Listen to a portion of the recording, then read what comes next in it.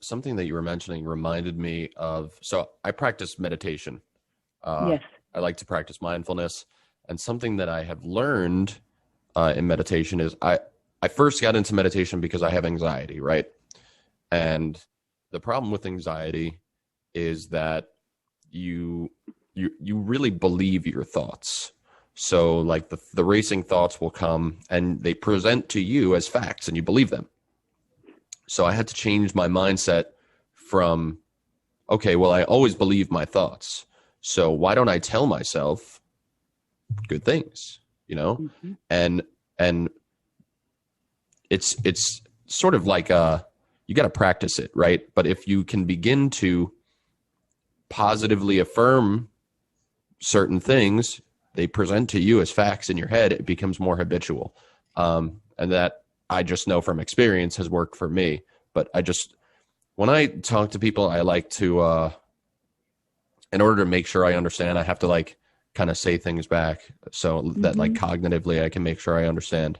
So if I Hmm. make no sense to you, at least it made a little bit of sense to me, I hope. No, Um, that totally makes sense. Meditation is such, you know, it's a hugely, uh, for some people, undervalued, right? Part discipline, and it's amazing. I mean, meditation is so healthy, very, very healthy for the brain, very healthy for the whole body. I mean, I've been able to work with people that do meditation or work with different types of breathing exercises for the purpose of being centered. And you can change. I mean, I remember being, when I did like my postdoc or pre-doc hours at the hospital, having somebody connected to a functional MRI and talking him through, you know, just let's take a deep breath, just listen to my voice. And I would talk to him like this through the microphone. And as soon as he'd hear, you could see how the brain start to just, that's so interesting. fire up. It was just really amazing. And the person was just like, look, here was a person that suffered from being claustrophobic, and he's going into this little tube, and we were able to do that. So meditation is exceptionally good thing to practice. Some people think that it requires, you know, it, the more you practice it, you better you are at anything. But even if you just start out with a few seconds a day and just kind of build on that, you'll start to find results. It's fabulous. So in the beginning, I would meditate for, I don't know, a minute, and then it would work into Mm-hmm. 5 minutes.